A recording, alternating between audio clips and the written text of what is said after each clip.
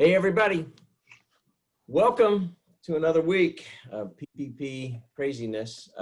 And the illustrious Adam Boatsman is back, and he has already forewarned that he's got something up his sleeve that, I don't know, half of us probably won't like.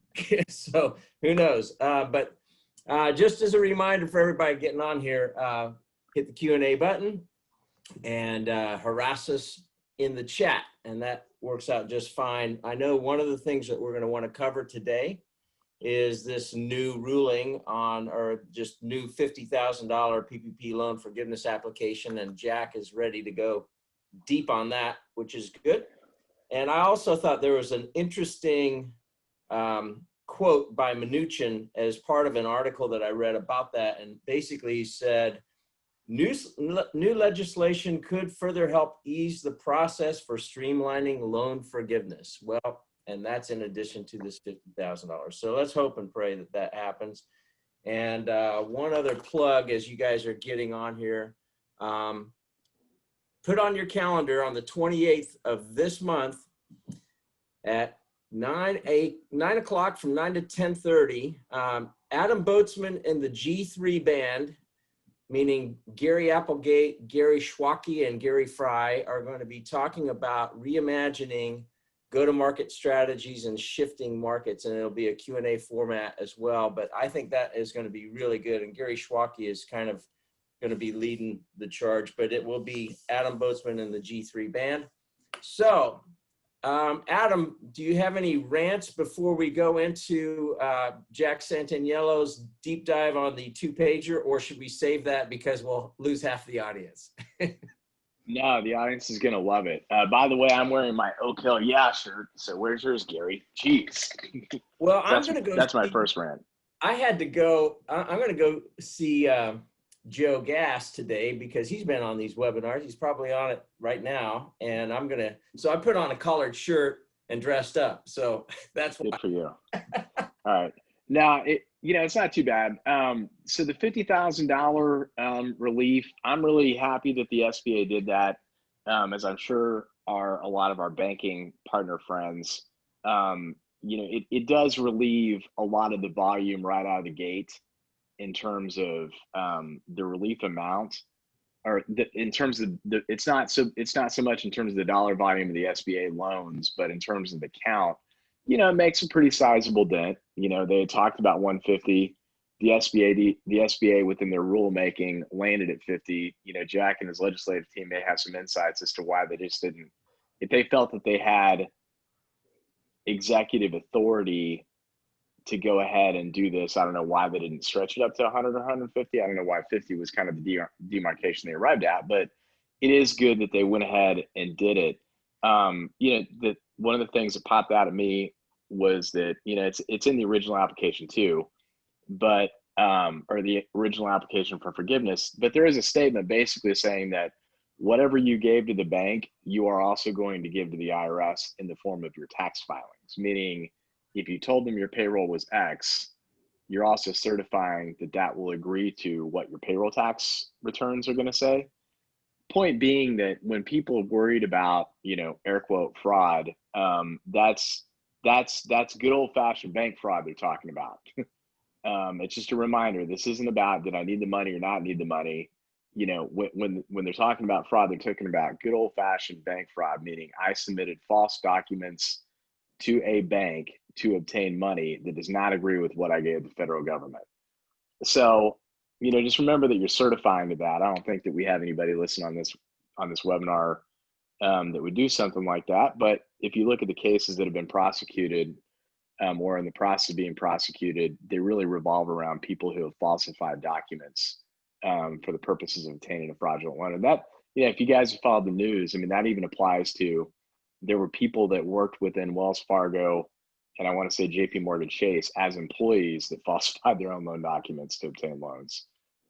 That's pretty bad.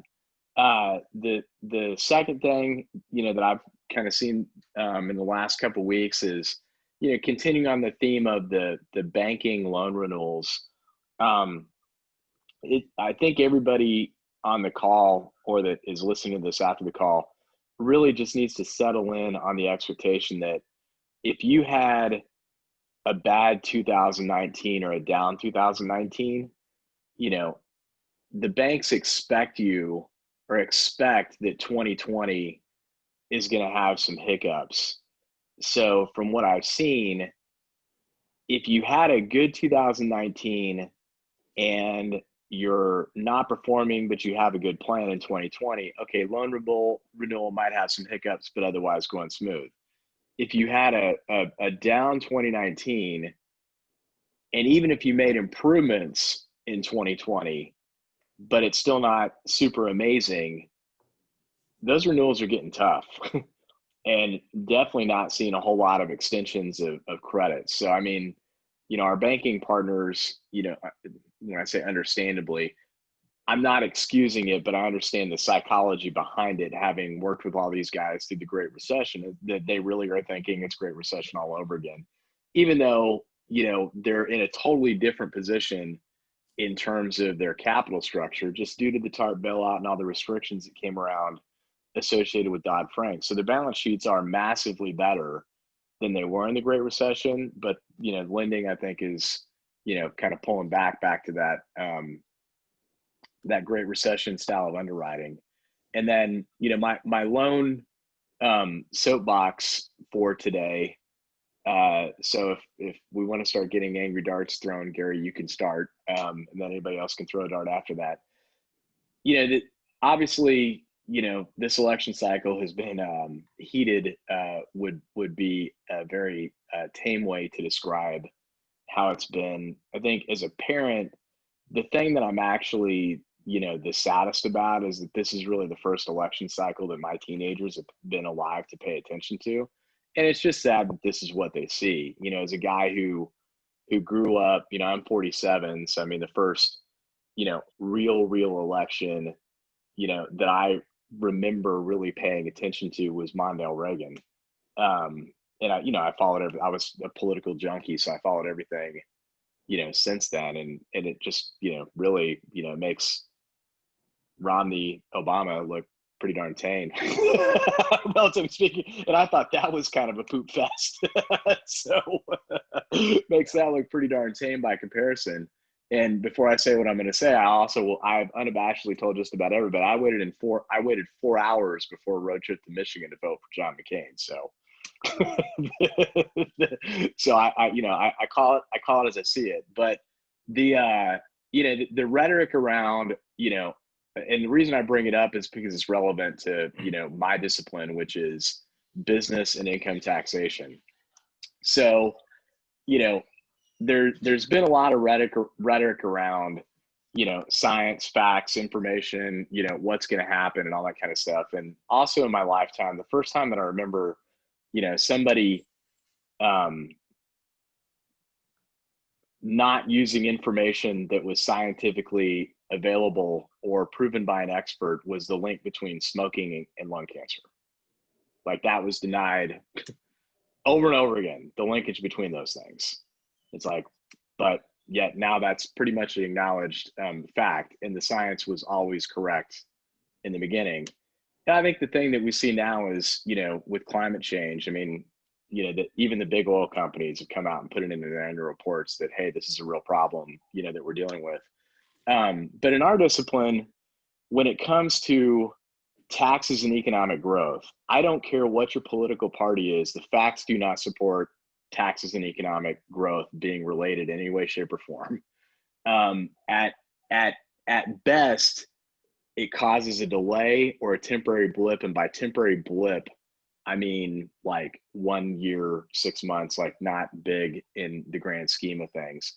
And, I'll also say unabashedly as a business owner, I love low tax rates, obviously. And I'll also say as a US citizen taxpayer, I really hate the way the government spends a lot of our money. So I'm not a fan of any of those things. I'm just saying that, factually, that there is, if you look, I'm going to send out a video later on. I'm going to film it after this and then send it out later, that it just shows that, look, lower tax rates, there's a one-to-one correlation between that and the growth in our deficit. It's just a fact. Lower tax receipts have created a bigger deficit. because the GDP growth hasn't outpaced it, even though there's been a tax rate reduction. And that, that's really, looking from, that's been historically true. But if you really look at, since it's been relevant for me, it would have been, at the end of the Clinton administration to today. The second thing is that, when we talk about, when there's all sorts of talk about, are we going to be socialists if a Democrat gets elected? Look, that there's implicit taxes and there's explicit taxes. Explicit taxes are your federal income tax. That is a tax that is extracted from you without any choice whatsoever. A tax that's a choice but still is extracted from you is a sales tax or a property tax. An implicit tax is a tax that is extracted from you, but it is by your choice. In the US, we have two pretty large implicit taxes, and that's education, specifically higher education, and healthcare. Those are choices that we have, whereas in Europe, for example, there's free higher education and there's free healthcare, so socialism. But what's really interesting is if you kind of dive into, our tax rate as a percentage of GDP relative to the European Union, you take the UK as an example, it's got socialized medicine and free higher education. Our tax rate is about 10% different between the two countries, but their healthcare is paid for and their higher education is paid for. Here, it's not. We pay for it. But anybody that's paid for college and healthcare, like I do, knows that those two things add up to be about freaking 10% of what I make in a given year. So I have really bad news for all those. Oh my God, it's all going down the flames. It's going to be the same freaking rate regardless. It's just, the government's extracting it from you, or you're going to volunteer to pay it if that's your choice. So that's really not meant to advocate for one political party one way or the other. It's simply to say it'd be great if we could tone down the rhetoric a lot, because there's really not that much difference between the two when you really look at it in terms of what's going to come out of your wallet. So anyway, with that, I'll shut up, and Gary's probably had a heart attack at this point. On to you, Jack, to land the plane. I don't know where the controls are. Yeah. I stripped him out, threw him out the window. Yeah, my mute button wasn't working. Yeah. Parachutes are gone too. Yeah. All right. So do you want me to go into the forms and okay? Dive So in. you can go and say that I'm exactly right. That would be fabulous too, Jack. I'm just teasing. I was wondering how you were going to fill some time this morning, because there's really not a whole lot to talk about on Covered. the stuff necessarily. Yeah. But I think it's important to cover kind of what it is and what it isn't. So you had mentioned kind of the dollar amount, and my speculation on that is that it was a way to get something through that was within the safe zone. I mean, who's going to argue with 50,000 versus 150 versus 300? I mean, to me, it's not de minimis, but in the scheme of things, de minimis when you start. We were talking about $2 million range, $1 million range, et cetera. So now, having said that, you look at some of the language and interpretation of what that means and what has happened and what the form says and doesn't say. So they say it's a 2-page form. It actually is 1 page, and the second page is the demographic information form, which is optional. So they did cut it down to 1 page. And if you have takeout, and the instructions are like 3 pages or so. So it isn't, we had talked about maybe a postcard mail in that says, hey, yeah, everything's good. We can certify that we're not criminals, didn't commit fraud, et cetera. That isn't what this is. This is essentially, the quote is that borrowers now have to provide fewer calculations and less paperwork for forgiveness. You don't have to break down exactly how you're following the rules of the PPP loan, which is the 60/40 and some other things. But I say that, but follow the form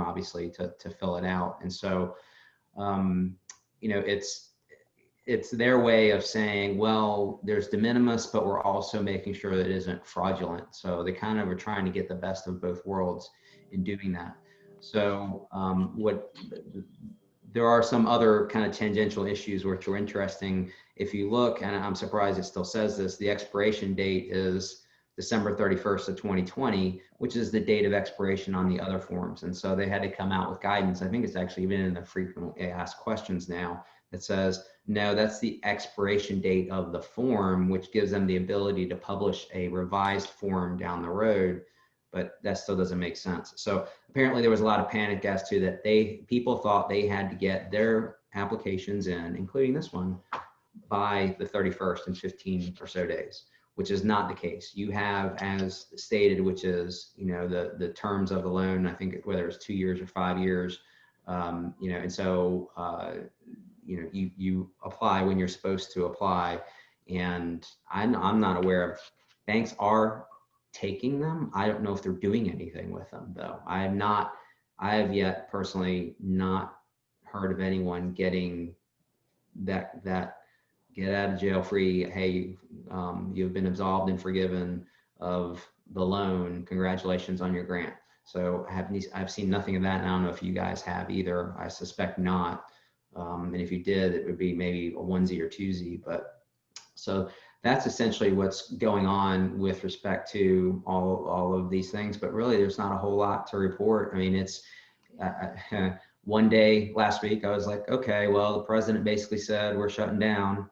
And then it was, well, maybe not. And then back and forth, back and forth. The House pushed out their version of the package, which is less than what they originally intended. And the White House and the Senate is saying still not enough. And depending on whether you're watching CNBC or Fox News, whose fault is it? And so it's just, again, I'm glad that there is this $50,000 de minimis exception, which I think takes care of a lot of things and takes care of a lot of frustration. As far as, the next question is, well, okay, well now do I go ahead and submit it or not? And, I think at that level, if that's the amount of the loan, I'm not going to tell you either way, one way or another, because I just don't know. It seems like that if you're in the money and there's no possible additional benefit that, because now you don't have to deal with all of these exceptions and carve outs. And do you fall into this? And if the program were changed, do you somehow get a different benefit because maybe it's 50-50 instead of 60-40? I mean, if you are in the money and following the rules and there's no possible additional benefit, then maybe at this point you do go ahead and launch it. But I'm still, what's the rush? And so, until it's still 2.5 months away from the end of the year, there's still an election that has to happen, which I don't know, some people say will not actually be determined in a couple of weeks. It'll take longer because of all the issues and everything else. And so that's kind of the 30,000 foot level of what happened this week with respect to the $150,000 de minimis forgiveness. And it does it does stink that, it could be a month from now. And at the same time, in the grand scheme of things, it's not that long. My own feeling, Jack and Gary, is that regardless of what happens on election day, something will move real quickly after that. Because if it ends up being Republican Senate, Republican White House, you've got senators that now have a 6-year window to not have to worry about backlash and brouhaha about spending too much money. And Trump will want something, if it's Democratic, the other swing, I mean, they've already passed something in the House. So you can see that getting taken up pretty quickly in the Senate and then getting signed. So I just, I do think that something's going to happen. I think, Mnuchin called it. It's like nothing's going to happen before the election now, based on how things are happening. Yeah, I agree. First question in here is, if we received a PPP loan under $50,000, is there a different application to complete and submit to our bank? Sorry if you've already stated this. And so, yes, Jack just covered that. And so if you missed that on the front end of this, go ahead and listen to it. And just Google it. You'll find plenty of articles, and you can, Jack, you want to tell them where they can find that application? Yeah, it's actually pretty easy. So the SBA, actually the Treasury Department, on their website, and it's home.treasury.gov, easy to remember, but you go to the press releases, and there was one that was issued on October 8th. And at the bottom, there's a link to the application instructions and then the actual rule that is covered. And that's where I found, the details about the what is not required to be reported. One thing that we've been talking about but is not addressed here, even in the 150 ranges, the tax impact of the dollars that were used, that were forgiven, that were used for traditionally deductible expenses. That has not been issued, and is one of the criticisms of this new proclamation of the $150,000. Other than it not being enough, and it should have been higher, and that helps some of the administrative burden. But the bankers are saying, well, okay, thanks, but it didn't go far enough to relieve us of our headaches of having to do certain things. So, but this, I would suggest, it's only, well, it is 13 pages, but if you skip the front end, which is telling you, well, it actually has an interesting history. Every time that they put one of these out, they have to tell you exactly what happened. Well, the CARES Act was implemented, and then there was the HEROES Act, and then there was this. And then at the end, it talks about this is the executive order, and this is this, and this is the Paperwork Reduction Act. So go to the middle section, and that's where the meat and potatoes resides in these things. And you'll find, if you need further clarification beyond the application and the application instructions, it is actually, in this instance, helpful to look through that. Yeah, I'm glad you brought that up, Jack, about the tax implications, because there's a lot of confusion with a lot of folks that I've talked to about this as well. And so, some people have said, well, okay, if I got $1 million, does that mean that besides what I could have deducted, that I'm actually liable for, at least right now, if all that's forgiven, I've got to set aside $300,000 or so because it's seen as income. Adam, can you add some clarification on and it's probably an unintended consequence. It seems to go against the law, but the spirit of the law. But can you talk a little bit more about the real tax implications or potential tax implications as of today, with no additional changes from the IRS? Yeah. So just to make sure that everybody on the webinar is on the same page with the term income, when they first talked about, the loan would not be considered income, what they meant by that was in the context of loan forgiveness income, which really behaves like sales. So they said, hey, it's not loan forgiveness income because, the government's giving it to you for free. So it really was sales. So when the Treasury Department and the IRS subsequently came out and said, well, you're right, it's still not loan forgiveness income, but you cannot deduct the expenses that you used it for, that does create taxable income. Because if you just think about it, if you got $1 million loan and you spend $1 million on payroll, how'd you cover costs, then you cannot deduct on your tax return that $1 million in payroll. Thus, if you were at break even before, now you have plus $1 million, which would create a $300,000 income tax liability. Now, the Treasury Department's kind of argument is, well, yeah, we're just making you whole. Meaning like, had there not been a pandemic that we shut you down on, you would have really made that $1 million because your sales would have been higher by $1 million. They're making a very broad assumption in that statement.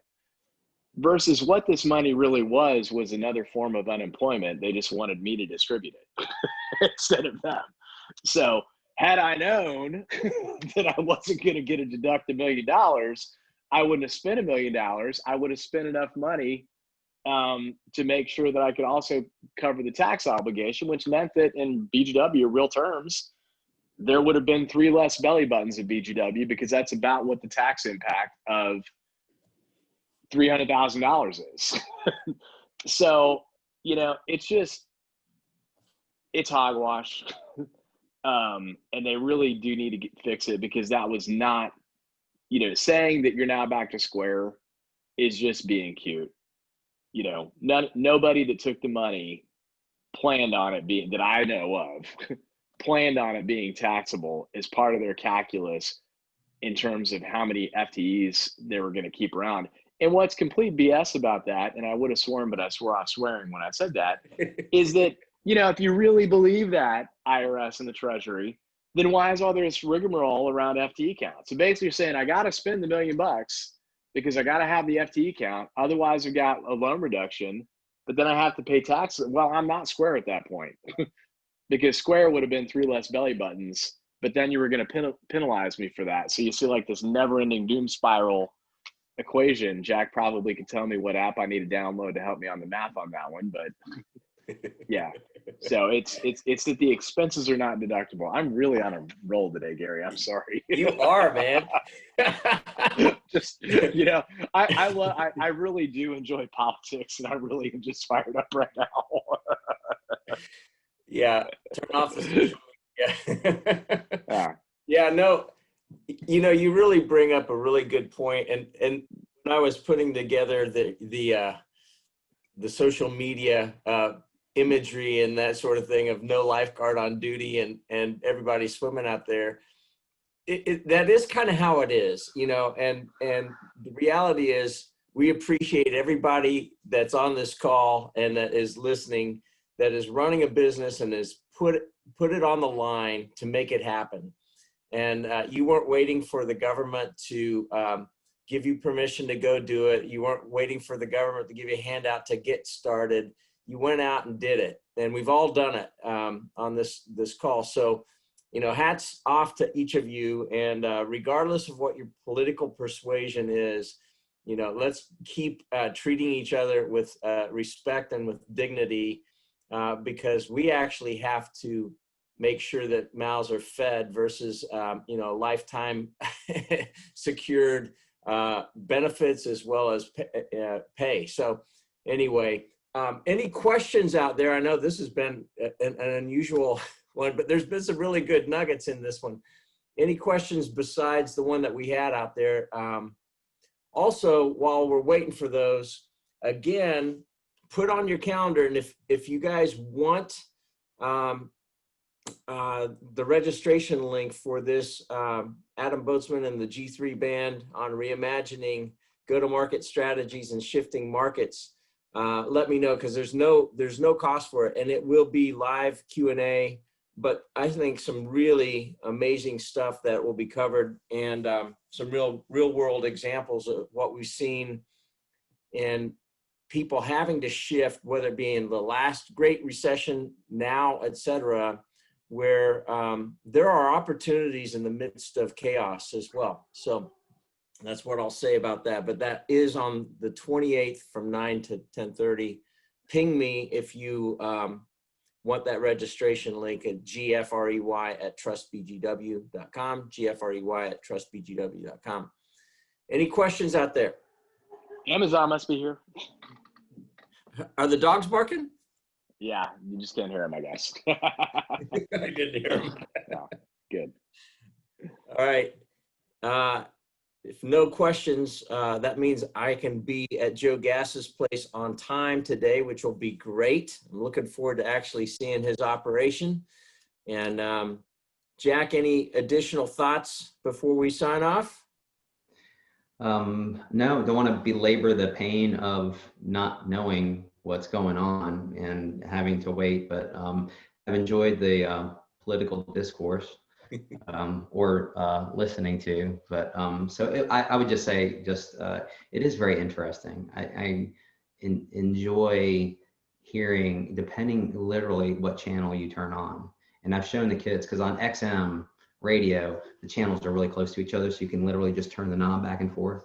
And I'm like, all right, pay attention for the next 5 minutes, and I'm gonna flip the channel. And they're talking about the same story, but you wouldn't know it. Or it's like, oh my gosh, everyone's evil or everyone's good, depending, on what perspective you take. So mostly everyone's evil. So sorry about that. So it seems, but no, all good. Looking forward to hopefully at some point in the near future, or maybe as Adam said, closely after the election, having some good news to report that there has been a pathway, a runway laid out of what we're all supposed to do with our forgiveness applications. Adam, any additional thoughts from you?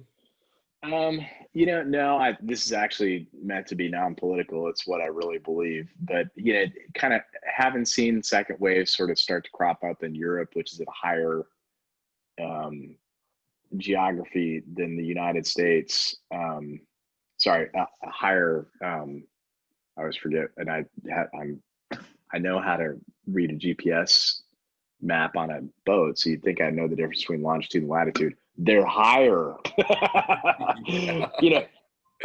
Point being that they are starting to see resurgence. We're starting to see an uptick in the U.S. As a second wave, not a second wave, who really knows? But I think that the likelihood that we're going to have some form of prolonged shutdown, I think, just gets depressingly more and more likely as we go along, which is just a way to say that continue to really plan out what kind of moves you're going to need to make in terms of because primary purpose is to try to keep the business alive. So to start having your whatever backup plan that you had back in March, might need to dust it off a little bit and refresh and update it and kind of go through the same decision making process that you did back then.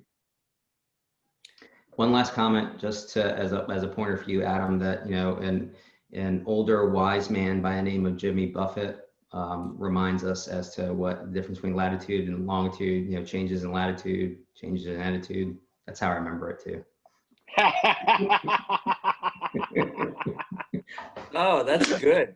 I actually used to play drums with the guy. That's right. Long.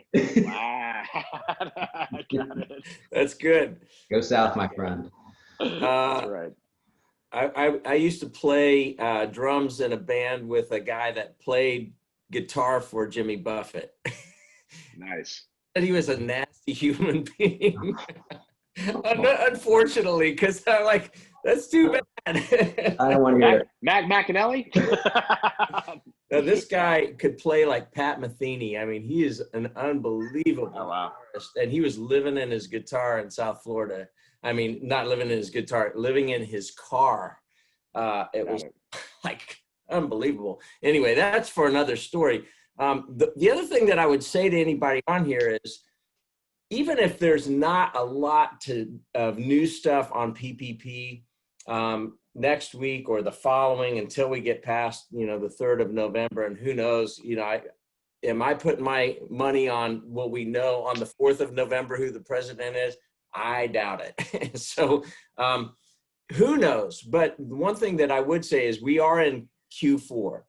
And as Adam was talking about, whether we've got another wave coming or not, I think, now's a good time for us to be planning and talking about stuff. And feel free to use this forum with Q&A on business related questions. And we'll do our best to give you our opinions on some of that sort of thing. But you've got some amazing brains on the other side of this thing with Adam and Jack in particular. So anyway. Wait, are you giving away free legal advice from me? Yeah, you are. Oh, okay. Making sure. I'm not a lawyer, and I didn't stay at a Holiday Inn Express last night, but I know something. Yeah. It's a good one. Jack Santaniello. So, and a reminder from Cindy, yes, early voting starts today. So I'll probably go early, but probably not today because there's probably going to be a big surge today. So anyway, we'll see. Thank you guys for being on here. We will put this thing up. If anybody missed it or came on late, we'll put it up on the BGW CPA YouTube channel. It will be up later on this afternoon. So thank you, everybody. And Good day. Thank you. All right, thanks, guys.